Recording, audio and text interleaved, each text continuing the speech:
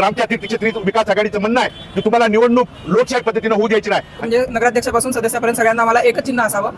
आणि वेळोवेळी त्यांना आव्हान आणि विनंती करत होतो, होळकर मॅडम निवडणूक निर्णय अधिकारी असतील किंवा त्या ठिकाणी सहनिवडणूक निर्णय अधिकारी रोकडे साहेब असतील, की तुम्ही कोणताही भेदभाव न करता लोकशाही पद्धतीनं सगळ्याला समान न्याय देण्याची भूमिका निवडणूक निर्णय अधिकारी म्हणून तुमची असली पाहिजे. अर्ज स्वीकारताना वेगवेगळ्या त्रुटी आम्हाला दाखवल्या गेल्या, त्यातही आम्ही वेळोवेळी त्या ठिकाणी बदल करून त्यांच्या सूचनेचे पालन केलं. एबी फॉर्म स्वीकारताना देखील आम्हाला नियम अटी त्या ठिकाणी सांगितल्या. मात्र भाजपचे रात्रीच्या 2-3 नंतर सुद्धा एबी फॉर्म त्या ठिकाणी स्वीकारले. पण आम्ही लोकशाहीला स्वीकारलं, आम्ही कायद्याला स्वीकारलं.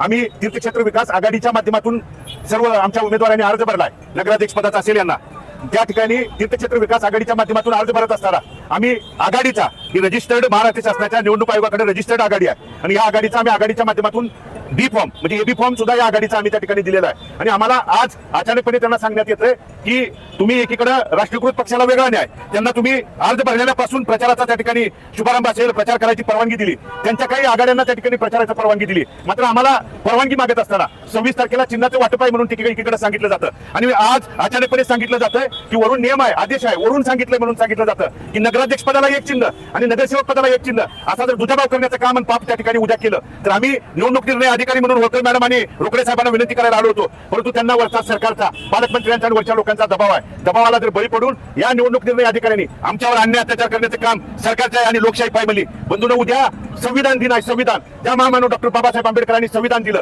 आणि संविधानाच्या माध्यमातून लोकशाही रुजवण्याचं, लोकशाही वाढवण्याचं आणि घराघरापर्यंत लोकशाही पाठवण्याची भूमिका ज्या बाबासाहेबांनी दिली ते उद्या संविधान दिन आहे. मात्र जर उद्या त्यांनी त्या संविधानाची पायमली करण्याचं काम इथं केलं तर मी आपल्या प्रसार माध्यमाच्या माध्यमातून पंढरपूर शहरातल्या सर्व नागरिकांना आवाहन आणि विनंती करतो की प्रत्येक घरातला संविधान वाचवण्यासाठी, लोकशाही वाचवण्यासाठी, लोकशाही जिवंत ठेवण्यासाठी उद्या या नगरपालिकेच्या पायरीवरती आपल्याला येण्याची गरज आलेली आहे. आणि आपण पंढरपूर शहरातला सुज्ञ नागरिक तीर्थक्षेत्र विकास आघाडीला आणि सर्व इथल्या नेते मंडळींना, भारतीय कुटुंबाला पाठबळ देण्यासाठी तुम्ही नगरपालिकेच्या पायरीवरती नगरपालिकेमध्ये याल आणि या प्रशासनाचा, नगरपालिकेच्या या मुजोर अधिकाऱ्यांचा आणि सरकारचा जो दबाव त्या ठिकाणी सुरू आहे की एकूण पहिल्यापासून कशा पद्धतीने दबाव केला गेला.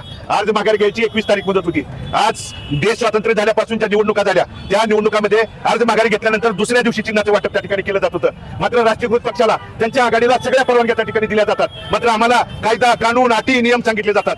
26 तारीख सांगितली, आम्ही तुमच्या लोकशाहीनं तुमच्या त्या ठिकाणी नियमाची अंमलबजावणी करणारे कार्यकर्ते आहेत. पण आज नगराध्यक्ष पदाला वेगळं चिन्ह आणि नगरसेवक पदाला वेगळं चिन्ह द्यायचा घाट या प्रशासनानं, या निवडणूक निर्णय अधिकाऱ्यांनी त्या ठिकाणी घातलेला आहे. आणि मग तो तसा घाट जर घालायचाच होता तर आमच्या तीर्थक्षेत्र विकास आघाडीचा जो आम्ही एबी फॉर्म जोडलाय आणि एबी फॉर्म असताना देखील त्यांचं म्हणणं आहे की तुम्हाला अपक्षाच्या यादीत गणलं जाणार आहे. मग आम्हाला अपक्षाच्या यादीत जर तुम्ही गणणार होता तर आमचे एबी फॉर्म त्या दिवशी तुम्ही स्वीकारलं का? ते स्वीकारायला नाही पाहिजे होतं. आणि म्हणून एकाच एक न्याय आणि दुसऱ्याच एक न्याय हे महामानव डॉक्टर बाबासाहेब आंबेडकरांच्या संविधानाची पायमली आहे. आणि उद्या या निवडणूक निर्णय अधिकाऱ्यांनी जर सरकारनं त्या ठिकाणी असं केलं तर आमच्या तीर्थक्षेत्री विकास आघाडीचं म्हणणं आहे की तुम्हाला निवडणूक लोकशाही पद्धतीने होऊ द्यायची नाही. आणि असा जर निर्णय त्या ठिकाणी घेतला तर आमच्या तीर्थक्षेत्र विकास आघाडीच्या सगळ्या उमेदवारांना, निवडणूक निर्णय अधिकाऱ्याला आम्ही उद्या पाठिंबा देतो. तुम्हाला ज्यांच्या हाताखाली, ज्यांच्या दबावाखाली काम करायचं आहे त्यांना तुम्ही कुशाल त्या ठिकाणी पाठिंबा द्या. मात्र इतकी जनता सुज्ञ आहे, अशा लोकांना त्या ठिकाणी चुकीच्या मार्गाने जे चाललेलं काम आहे बंधूंनो, आपल्या माध्यमातून मी पंढरपूर शहरातल्या तमाम शहरवासियांना सांगू इच्छितो की चुकीचा जो प्रकार आहे तो प्रकार आम्ही कदापि होऊ देणार नाही. भले या ठिकाणी मग उद्या जर तुम्ही त्या ठिकाणी चुकीचा निर्णय इथं दिला तर आम्ही इथं 2 तारखेपर्यंत ठिय्या आंदोलन नगरपालिकेच्या समोर करू. मत मागायला दारात जाणार नाही.